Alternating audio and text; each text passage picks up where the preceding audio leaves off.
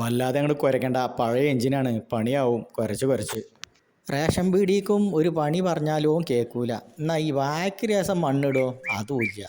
ഈ കവുങ്ങിനൊന്ന് വെള്ളം നനക്കുക.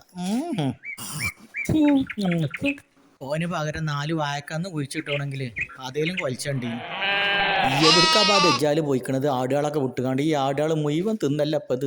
ഔണ്ടാടാ, എവിടുക്കാടാ അച്ഛൻ പോയിക്കണേ? മാറ്റി ഒരുങ്ങി നടക്കുകയെന്നല്ലാതെ.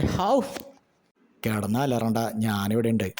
പറഞ്ഞ പണി ഇഞ്ചി ചജ്ജൂല. ആ ബസ് സ്റ്റോപ്പിൽ ചെറിയ തോളിലിട്ട് അവിടെ ഇങ്ങനെ കൂത്തിരിക്കുക.